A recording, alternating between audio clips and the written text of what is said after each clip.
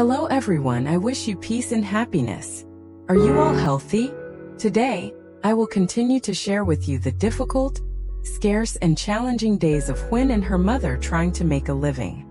Huyen sat and recalled everything that had happened to her and her mother over the past 30 days. Why did Huyen become a single mother? And what was the fateful encounter that led her to death? That morning, the sky was clear, but the atmosphere in front of the house was suffocatingly heavy. The early sunlight filtered through the eaves, casting shadows on the cold concrete yard. A few old wooden chairs sat silently in front of the door, clothes still hanging on the line, everything peaceful like any other day, except for the shouting of her mother-in-law that shattered the silence. Huyen tightly held baby Micah in her arms, her eyes red with tears. Beside her were only a few old clothes hastily packed in a small bag, all her and her child and Appo's possessions after years living in that house. Her mother-in-law stood at the door with a cold expression, decisively driving Huyen out of the house because she believed Huyen could not give birth to a son to carry on the family line. Huyen tearfully looked back at the house that once was her place of happiness, then bent down to hold her child tightly. But Mrs. Lai still refused to let go. Her face was cold, her eyes full of anger. She took a step forward and suddenly grabbed Huyen and Appo's arm, pulling her forcefully toward the gate. Huyen, still clinging tightly to baby Micah in her arms, staggered to keep her balance so the child wouldn't and Appo's fall. The few pieces of clothing and the small bag fell scattered on the yard. Despite Huyen and Appo's tearful pleas to stay, Mrs. Lai firmly dragged her out of the gate, continuously shouting at her to leave. Micah and Appo's crying of fear echoed across the empty yard. Hearing the noise outside, Mr. T. Huyen and Appo's husband stepped out of the house. As soon as he saw Huyen being pulled towards the gate by her mother, he didn't and Appo's ask any questions, nor did he try to find out what was right or wrong. His face darkened, and he shouted loudly in the empty yard, causing Huyen to startle and tightly hold Micah in her arms. Not only did he not defend his wife and child, but he also hurried over to help Mrs. Lai gather their few pieces of clothing and throw them straight out the gate. The small bag fell to the ground, and the clothes scattered on the dusty path. Mr. T and Appo's cold voice rang out, "Get out of my house!" Huyen was stunned, tears welling up but unable to speak. Micah panicked and cried loudly, clinging tightly to her mother. That morning, mother and daughter were pushed outside the gate like strangers, while the back door gradually closed, cutting off Huyen and Appo's last hope of the home she once called family. Huyen stood silently in front of the gate, tears continuously streaming down her cheeks. She gently wiped away the tears, then bent down to gather the clothes, the old aluminum pot, and a few meager belongings scattered on the ground. All of the mother and child and Appo's possessions were packed into a worn-out bag and a battered bamboo basket that had frayed over the years. Huyen carefully packed everything, tightly sealed the bag, and slung the basket on her back. Then, she carried baby Micah into her arms. The girl was still sobbing softly, her small hands clutching her mother and Appo's neck as if afraid of being left behind. Huyen turned her head to look at the closed iron gate one last time. The place that had once been her home, where she had spent her youth nurturing it. She took a deep breath, trying to swallow the pain into her heart, then quietly carried her child and walked away. Under the morning sunlight, the shadows of mother and child gradually disappeared from that house, carrying sorrow and beginning a new journey full of hardships, relying only on each other to continue living. Huyen silently led Micah along the village road. Her legs heavy, but she did not stop. She didn't and Appo's know where she was going, nor where she and her daughter would sleep tonight. In Huyen and Appo's mind at that moment there was only one thought: to leave that house, to leave the place that no longer considered her and her child as family. The bamboo basket on her back weighed heavily on her shoulders, her remaining hand holding Micah tightly in her arms. The girl looked up with tearful eyes at her mother and gently rested her head on Huyen and Appo's shoulder, obediently no longer crying as if she understood her mother and Appo's pain. Huyen continued to walk slowly under the morning sun. Behind her, the gate of the house gradually disappeared into the distance, and ahead was only a long road with no known end. Despite the uncertain future, she kept walking because she understood that as long as Micah was by her side, she would try to find a place for them to start over from scratch. After taking a break by the roadside, Huyen gently shook Micah and Appo's shoulder. She smiled softly and softly called, end quote, "Micah, wake up, let and Appo's keep going." End quote. The girl slowly opened her eyes, still sleepy, rubbed her small eyes, then obediently sat up. Huyen carefully brushed off the dust from her pink slippers, gently slipping each one onto Micah and Appo's feet. Seeing that her daughter had put on her slippers neatly, she folded the old mat neatly, tied it securely, and stored it in the woven basket on her back along with their few belongings. After tidying up, Huyen picked up Micah, wrapped her arms tightly around her, and quietly continued walking along the road ahead. She still didn't and Appo's know where they would stop next, but each step was steady forward because she believed that as long as she and her daughter were together, no matter how difficult it was, they would eventually find a new home. After walking for a while, Huyen suddenly saw a wild apple tree leaning towards the grassy edge of the road. On its branches, a few ripe apples were scattered. She stopped, picked up Micah, and reached out to pluck one, then used her shirt to wipe off the thin layer of dust on the outside before giving it to her child. Micah took it, took a small bite, and chewed slowly. Huyen also picked another apple for herself. She took a bite, the sour and bitter taste spreading on her tongue, but there was a slight sweetness when ripe. Although not very delicious, it was still a bit of food to fill their stomachs after the long journey. Huyen gently placed Micah on the roadside grass and said, end quote, "Stand here, Don and Appo's run far." End quote. The girl obediently nodded, holding the apple she just picked and watching her mother. Huyen approached the base of the tree, tiptoed, and reached for the higher branches. Her fingertips lightly touched the bunch of ripe red apples. She gently pulled down the branch and carefully plucked each fruit, avoiding breaking the branch. The ripe apples were placed into a bamboo basket, while the green ones were left on the tree. After a short while, a few more wild apples had been added to the basket. Mother and daughter sat down by the roadside to rest. Huyen opened her palm, revealing a handful of wild apples she had just picked, each one golden ripe with a hint of light green.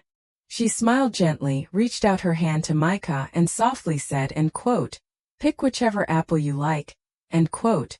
Micah, with her tiny hand, took a small apple, curious, examined it, and took a bite. Seeing her eat happily, Huyen also picked up an apple to eat. The sour taste made Micah grimace slightly, but she still smiled and continued eating. Mother and daughter sat quietly together, passing apples back and forth with no full meal, only wild apples by the roadside helping to stave off hunger. I walked a little further.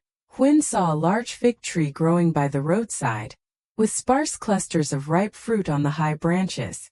She put down the bamboo basket, then bent down to tell Micah, end quote, "Stand under the tree, Don and Appo's run anywhere.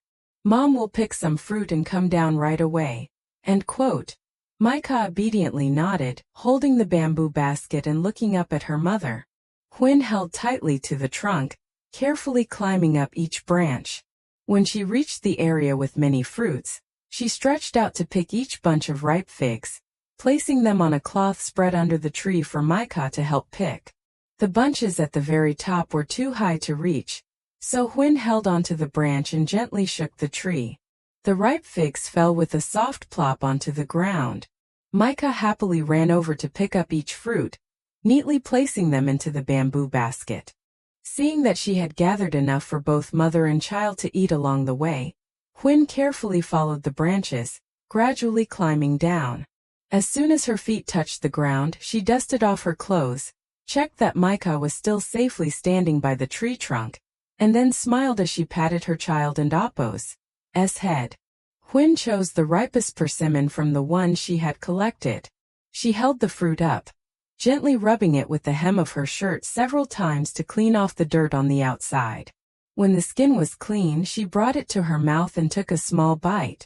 The slight bitterness on her tongue quickly gave way to a nutty and sweet flavor of the ripe fruit. Although it wasn't an appos, a delicious or filling meal, Huyen slowly finished the persimmon. She smiled softly, feeling that these wild persimmons could also help the mother and child stave off hunger while they hadn't an appos. Yet found a place to rest. Huyen bent down to pick up the ripe persimmon fruits that had just fallen and scattered under the tree.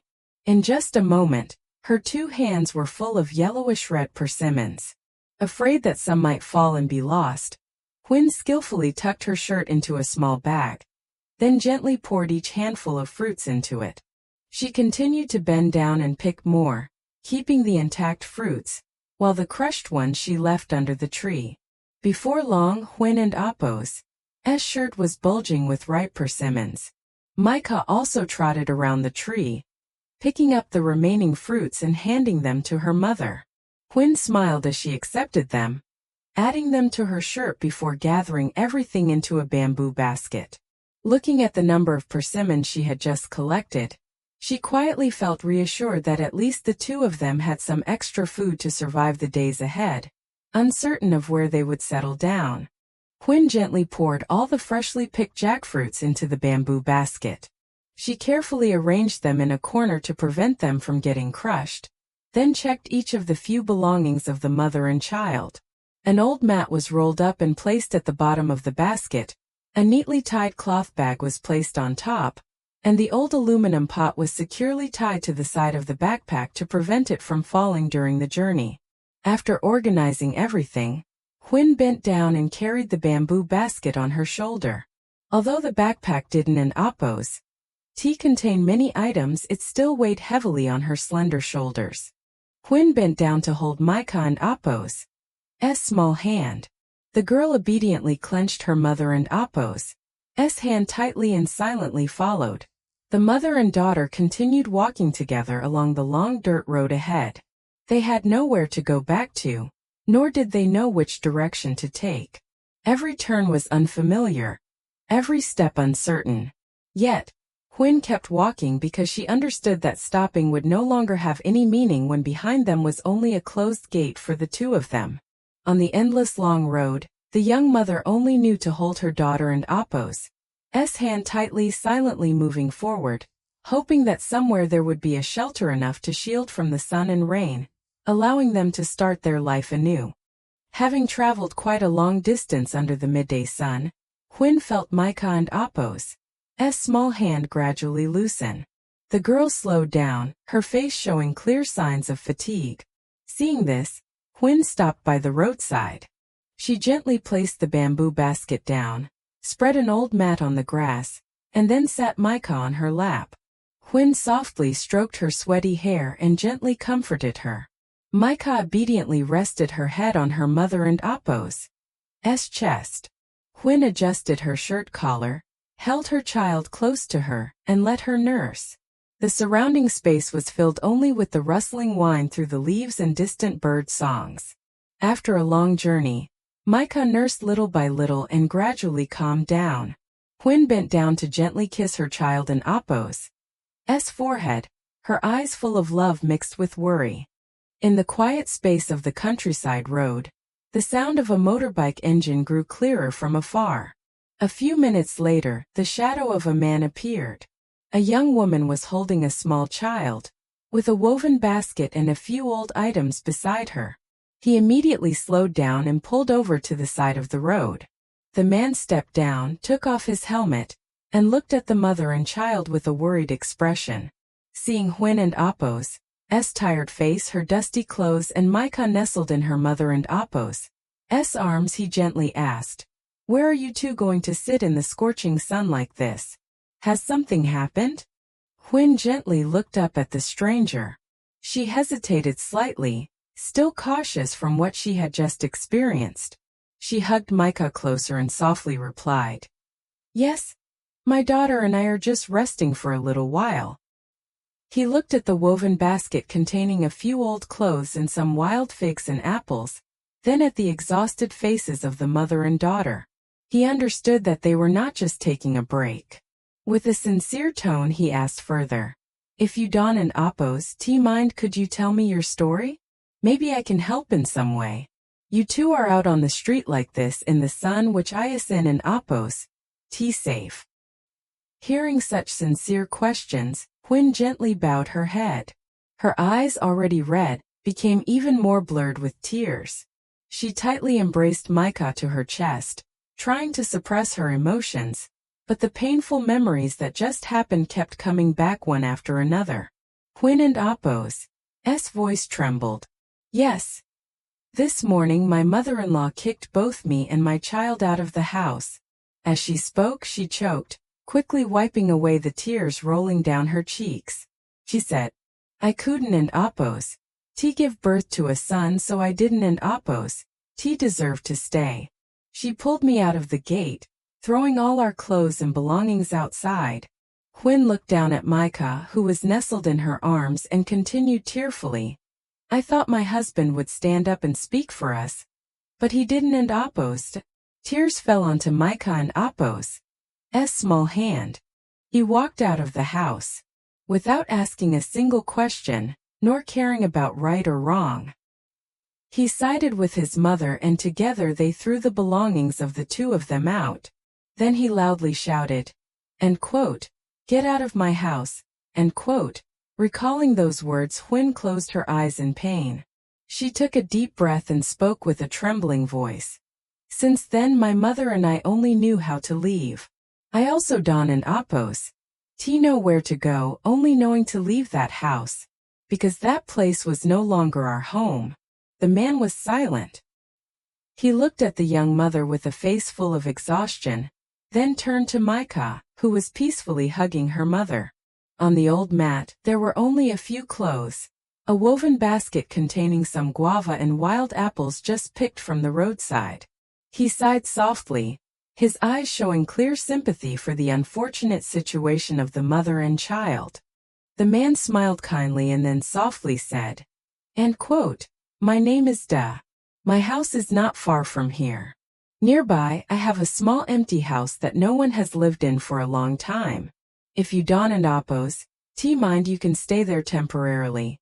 Da looked at the mother and child with sincere eyes and continued, "It and Apos so sunny today, carrying the little one around outside all the time. I sen and Apos good. The house is a bit old, but it still provides shelter from the sun and rain. You and your child can stay there for now, no need to worry." Huyen remained silent, her eyes still cautious. Seeing this, Da smiled reassuringly, "Rest assured, I won't and Apos take any money. When you find a new place, you can return the house to me. I just can't and Apos bear to see you and your child wandering the streets like this."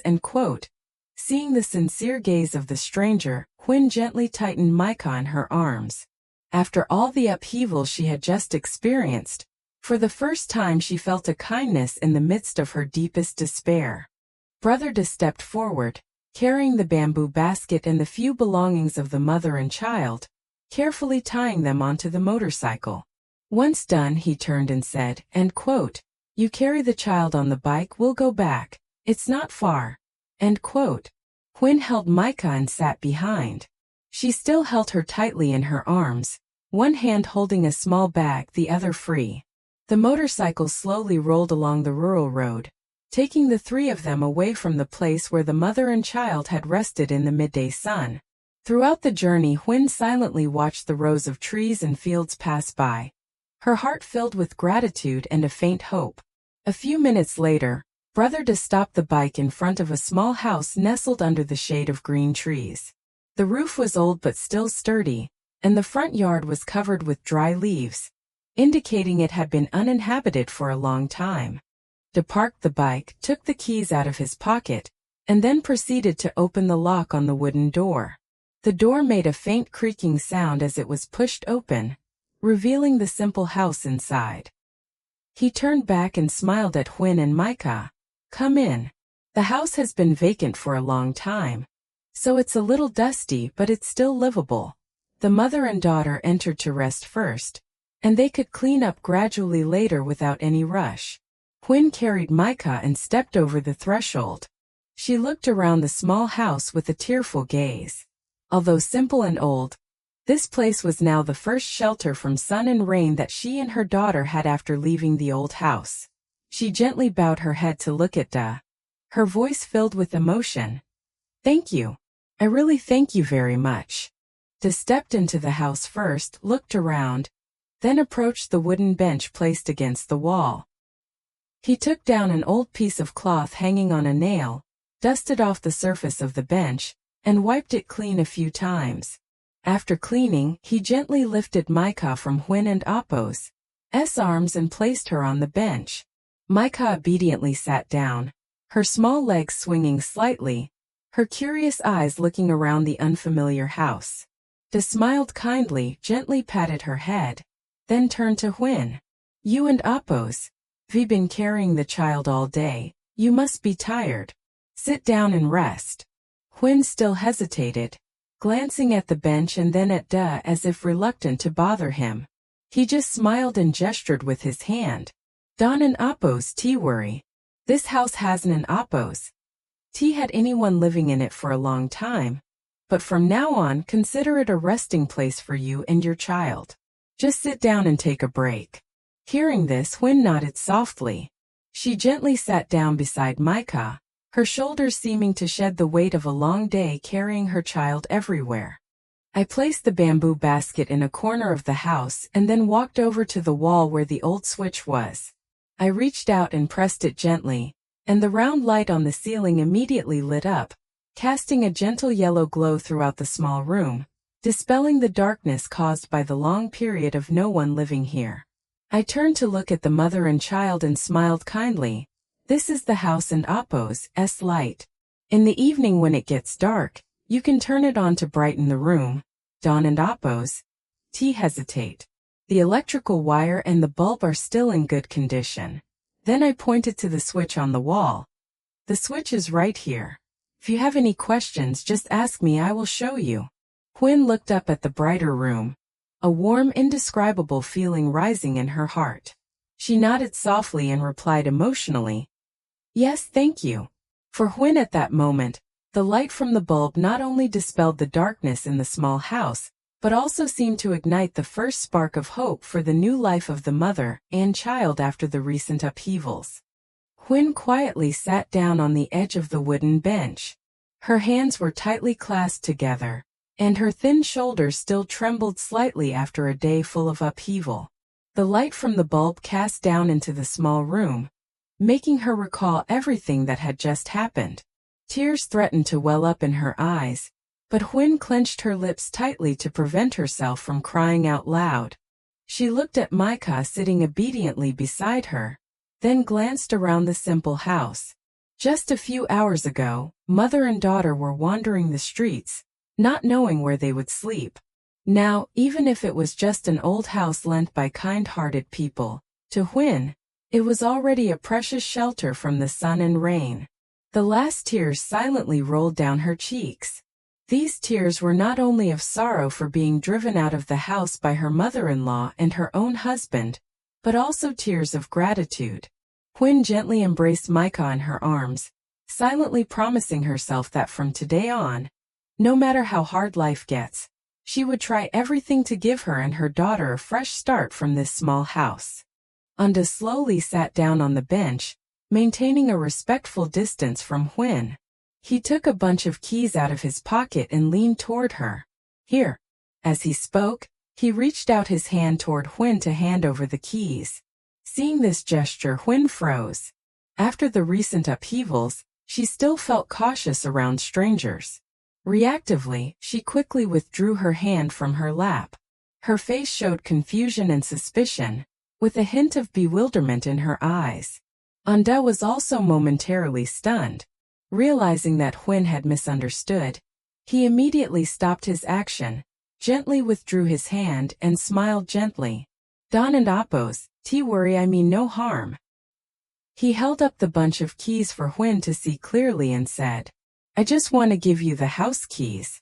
Now that you and your mother are here, keeping the keys would be more convenient. Whenever you need to go out or lock the door, you can do so proactively." Hearing those words, Huyen realized she had misunderstood his intentions. She bowed her head, her face flushing with embarrassment. "I and Appos, sorry, after what just happened I was a bit scared, so." De gently shook his head, his tone calm. "It and Appos, it's okay. If I were in your situation, I would probably be just as cautious." Hearing those words, Huyen gradually relaxed. She gently took the bunch of keys from him, her eyes still shining with emotion and gratitude. De stood up, looked around the house once more as if to be sure everything was okay. He gently adjusted the bamboo basket placed neatly in the corner, then turned to smile at the mother and child. "Well, I and Appos am leaving now. You two rest and regain your strength." Huyen hurriedly stood up, hugged Micah in her arms, and bowed her head in gratitude. "Yes. Thank you so much. If I hadn't an Appos, met you today, I truly wouldn't an Appos know where my mother and I would go." De just smiled kindly and waved his hand gently. "No need to be polite. You and your mother can stay here peacefully. Everything will be resolved somehow." After saying that, he stepped outside and gently closed the door. The sound of footsteps and the engine of the motorbike gradually faded away and disappeared on the quiet village road. Inside the small house, Huyen stood silently, watching the figure of the person who just left. She clenched Micah tightly to her chest, her eyes red again. At a moment when it seemed like the whole world had turned its back on her, De and Appos' sincere help became the first ray of hope, giving the mother and child a temporary shelter and a chance to start over. After the sound of Onda and Appos' motorbike disappeared outside the alley, Huyen took a deep breath and stood up. She rolled up both sleeves, tied her hair back, and decided to tidy up the small house. She grabbed the old broom in the corner, slowly sweeping away the layers of dust on the floor, collecting dry leaves and cobwebs into a pile before taking them outside. Then Huyen used a damp cloth to wipe the wooden mirror, small table, window frame, and the dusty window panes. She opened the front door and windows to let the sunlight and cool breeze in, making the once dark and damp house look brighter.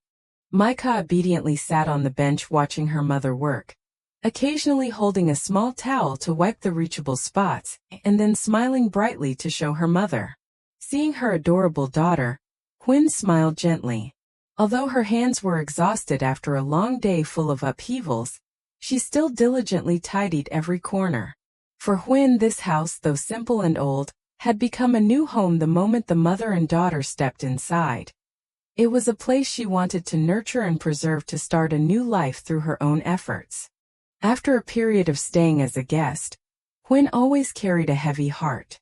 Although Mr. De never once urged or complained, she still didn't and Appos' want to continue bothering the person who had taken care of her and her mother during difficult times. One early morning, Huyen tidied up her few belongings, leaving the house clean as a silent thank you. She carried Micah and stepped out of the door, gently closed it and quietly left, determined to find her own way to make a living. From then on, Huyen took Micah wandering through the streets of the village. Whenever she passed by public trash bins or recycling collection points, she carefully searched for plastic bottles, aluminum cans, cardboard, and other materials that could be sold to scrap buyers. Every item she picked up was put into the old bag she carried on her shoulder. The bag gradually grew heavier with each step. Despite the hard work and modest income, Huyen remained persistent. For her, as long as she could earn a little money through honest labor to support her child, all hardships were worth trying for. Mother and daughter follow a small trail in the forest to find dry firewood and wild vegetables. Suddenly, a large log teetered on the slope and slid down, crushing Huyen and Appos' leg and hip. She cried out in pain, trying to push herself up with both hands but unable to lift the log. Seeing her mother in danger, Micah ran in panic, using all her strength to push the log. The girl gritted her teeth, her tiny hands trembling from effort. But the log was too heavy and wouldn't oppose. Budge. Huyen comforted her child while biting her lip to endure the pain, trying to turn over and use all her strength to push the log aside. After many attempts, she finally managed to free herself with difficulty. Huyen gasped for breath, hugging Micah, who was crying out of fear. And then the mother and daughter sat leaning against a tree to rest for a moment before continuing their journey. After walking a long distance, mother and daughter reached the foot of a large bridge. The sun was high in the sky, and it was also lunchtime. Seeing Micah tired and clutching her stomach from hunger, Huyen decided to stop and rest under the bridge, where there was cool shade. She placed the bamboo basket down, took out an old mat and spread it on the dry ground, then let Micah sit and rest. Afterwards, Huyen gathered a few dry twigs and some dry leaves around, stacked them into a small pile, and lit a fire. Soon the flames flickered and burned brightly. Huyen took an old aluminum pot, scooped water from the water bottle she carried, poured it into the pot, placed it on the fire, and added 2 packs of noodles to cook. The hot steam rose up, and the aroma of noodles spread through the quiet space under the bridge. Micah sat on the mat, her eyes focused on the boiling pot of noodles. Mother and daughter sitting on a mat, quietly eating steaming bowls of noodles when suddenly, from the bridgehead, a disheveled man appeared. His clothes were ragged, he staggered as he walked, with a dazed look in his eyes. He approached a corner under the bridge, sat heavily on the ground, then took out a few items from his pocket, lit a match and started inhaling something. Pippi immediately perked up, stood in front of Huyen and Micah, and barked loudly. The barking caused the man to turn his head and look over. Upon meeting that gaze, Huyen was startled, her heart pounding. She didn't oppose. Want to stay in a place that made her feel uneasy, especially with Micah accompanying her. Without hesitation, Huyen quickly turned off the stove, poured the remaining water onto the hot charcoal to extinguish the fire completely, then swiftly gathered the pot, bowls, utensils and rolled up the mat. She stuffed everything into a bamboo basket, tightly held Micah and Appo's hand and called out, "Micah, let an Appo's go, my child." Pippi still stood beside the two of them, barking alertly and retreating step by step. Huyen slung the bamboo basket onto her shoulder, led Micah and together with Pippi, quickly left under the bridge. Only after walking a certain distance, no longer seeing the man's shadow, did she let out a gentle sigh, hold Micah in her arms, and continue walking along the road ahead. After walking quite a distance, Huyen found an empty patch of land along the roadside, surrounded only by bushes, a few sparse trees, and completely devoid of houses or passing people.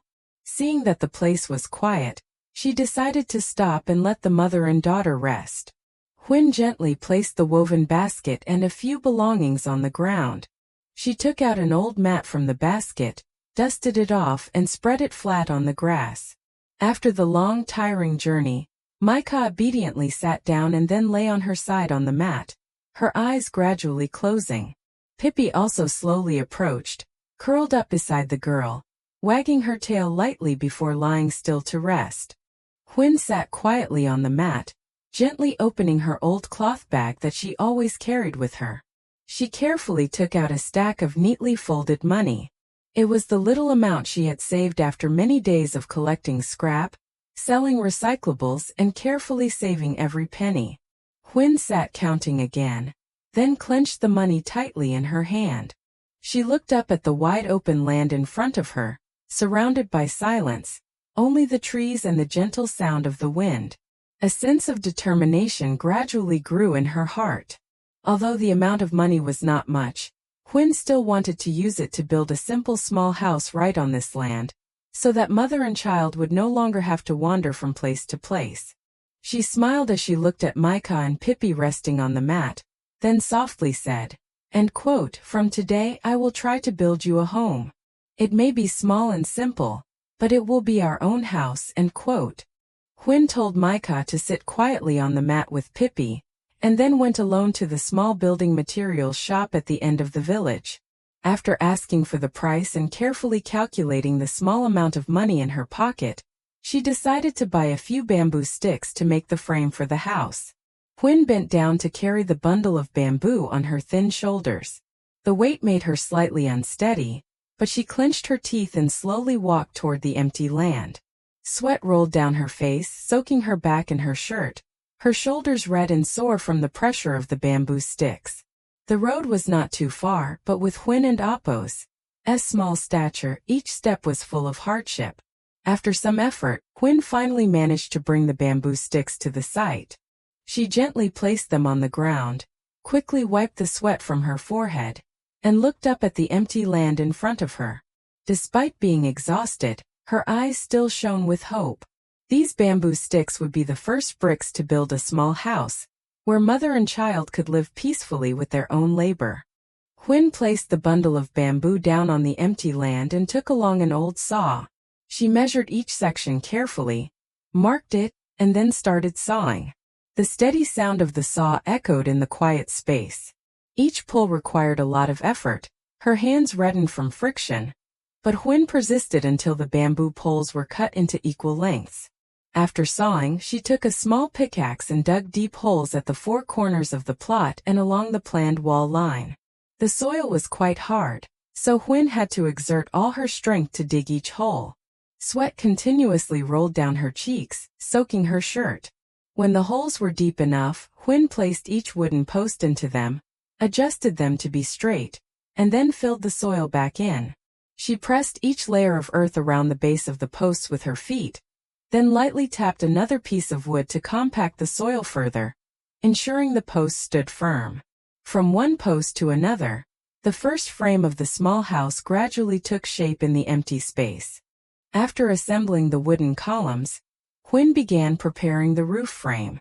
She placed the remaining wooden planks on the ground, took a small axe and carefully split each plank into thin pieces of nearly equal size.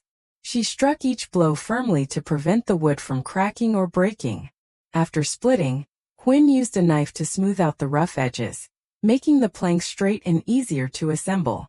Huyen lifted each split wooden plank onto the frame, carefully placing it in the correct position to serve as the cross beams supporting the roof. She took a coil of steel wire, wrapped it multiple times around the joint between the cross beam and the wooden post. Then Huyen held a pair of pliers, gradually twisting and tightening each coil of wire. Each time she pulled the pliers, the wire hugged the wood tightly, securing the beams firmly in place. She carefully checked each knot, and if any were loose, she wrapped more wire around and used the pliers to tighten it again. Huyen and Appo's hands were red from constantly pulling the steel wire, but she meticulously worked on each joint. Soon the cross beams were securely fixed onto the frame, gradually revealing the shape of the small house, each step built with the diligent hands of a young mother. After completing the framework of the house, Huyen brought the bundles of dried coconut leaves she had prepared. She carefully selected each intact leaf and stacked them neatly in rows. Standing on a small wooden chair, Huyen carefully placed each layer of coconut leaves on the roof frame, layering them from bottom to top so that rainwater could flow down without splashing inside the house. She tightly bound each leaf with thin steel wire to the horizontal beams, then used pliers to secure each knot so that the roof would not be blown away by the wind. Under the scorching sun, Huyen still worked diligently. Sweat rolled down her face, her hands tired, but she did not rest. Rows of dried coconut leaves gradually covered the roof, transforming the bare wooden frame into a simple rustic house. Stepping back to look, Huyen smiled softly. Although it was just a humble thatched house, it was the first home she built with her own hands, a place where her mother, her child, and the dog Pippi could rest assured from the sun, avoid the rain and start a new life. Night gradually falls, the sky is covered in a deep black color, with only the stars shimmering above. In front of the newly built thatched house, Huyen gathers a few dry branches and lights a small fire. The flickering flames emit warmth, dispelling the cold of the night and illuminating the front yard. She takes an old mat, lays it beside the fire, gently cradles Micah and lays her down, then pulls the child into her arms. After a hard day of work, Micah quickly falls asleep, her small hands still clutching her mother. Pippi quietly lies curled up close to the two of them, occasionally raising her head to look around as if watching over their sleep. Huyen softly strokes Micah's hair, looking up at the simple thatched house that has just been built.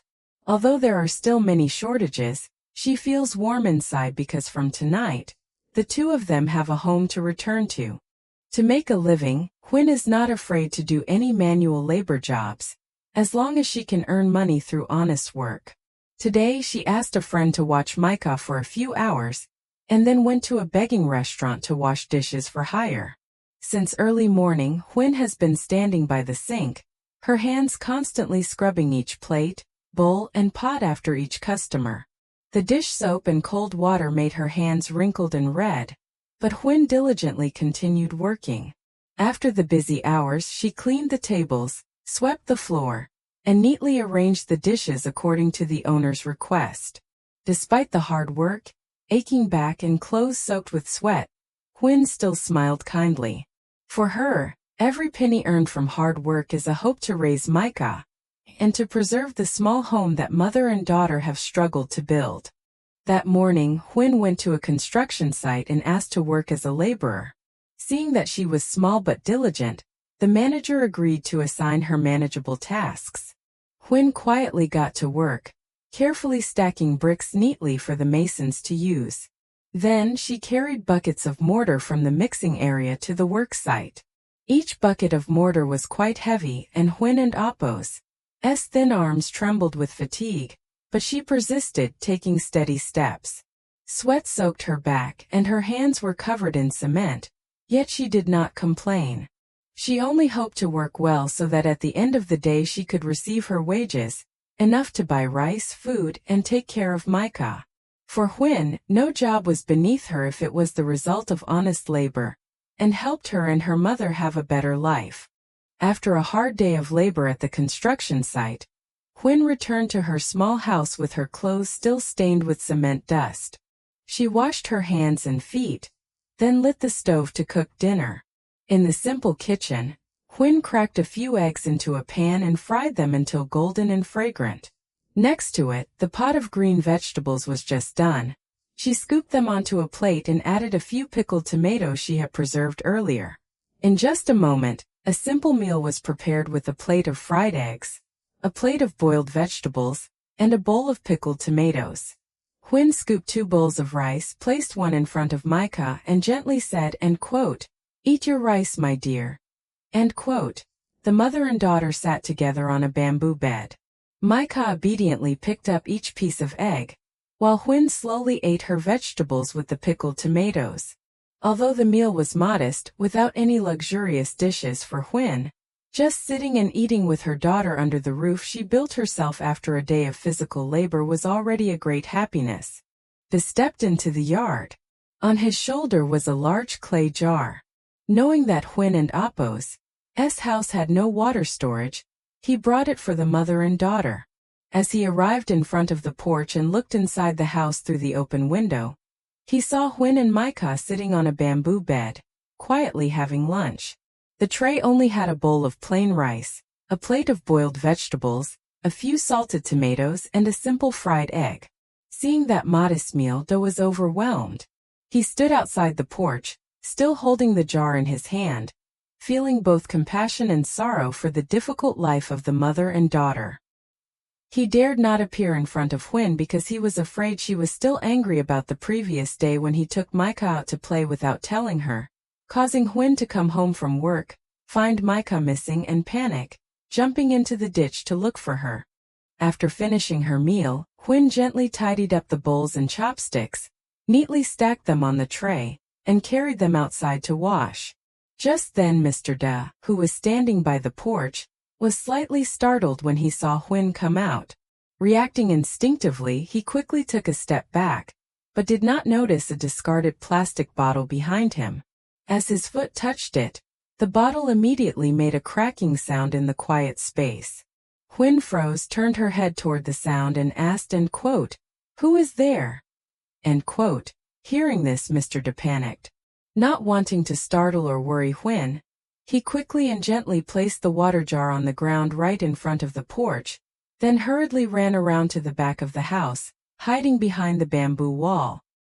Hearing a strange noise, Huyen quickly set down the tray and hurried outside. She looked around the porch and called out, "Is anyone there?" No one responded. In front of her was only a large clay jar placed neatly in front of the porch. Surprised, Huyen approached, gently touched the edge of the jar, and looked around again. She stepped out to the gate, glanced to both sides of the road, then circled around to the back of the house to find the person who had brought the jar. However, the surroundings remained silent, only the sound of the wind rustling through the trees. At that moment, Da had already hidden behind the bamboo partition behind the house, standing quietly so Huyen didn't notice. After waiting for a while without seeing anyone, Huyen softly muttered, "I wonder who kindly brought the jar here." She smiled gratefully, bent down to embrace the jar. Although it was quite heavy, Huyen tried to lift it bit by bit and then slowly carried it inside. She placed the jar neatly in a corner of the kitchen, silently thinking that from now on, mother and child would have a place to store drinking water. Huyen stepped out onto the porch and quietly sat down on the bamboo chair. A gentle breeze blew, causing the thatched roof to rustle softly. She propped her chin on her hand, her eyes distant, constantly thinking about the mysterious person who had just brought the jar. Huyen remembered running out to the yard. Besides the sound of the plastic bottle being stepped on, she saw no one.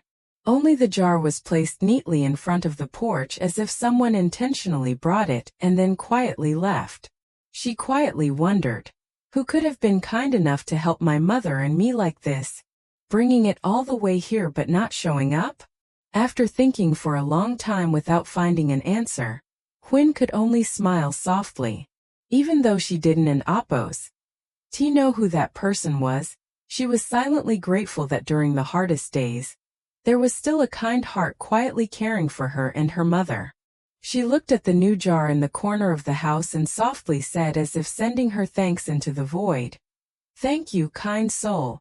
I hope one day I will have the chance to meet you and properly thank you." Seeing Huyen go back inside the house, Da quietly stepped from behind the bamboo partition to the front porch. He stood close to the column, glancing inside. Inside, Huyen was still sitting silently on the doorstep, her eyes distant, as if still lost in thought about the person who brought the jar. Only a few steps apart, but Huyen completely did not realize that the kind man was standing silently behind her. Da did not call out nor wanted to accept thanks. Seeing the mother and child safe under the small roof, he felt more at ease. Standing still for a moment, he gently smiled and turned around, walking very quietly so as not to make any noise. He quietly left the house, walking along the small dirt road that gradually disappeared behind the trees, leaving behind a simple home and two mother and child who still did not know who had silently helped them. If everyone loves Huyen and Micah and Apo's mother, please subscribe to the channel, turn on the notification bell, and leave a supportive comment for the two of them to follow the next developments. Every follow and every loving comment from everyone will be a source of comfort and encouragement for Huyen to try to get through difficult times. Thank you all very much.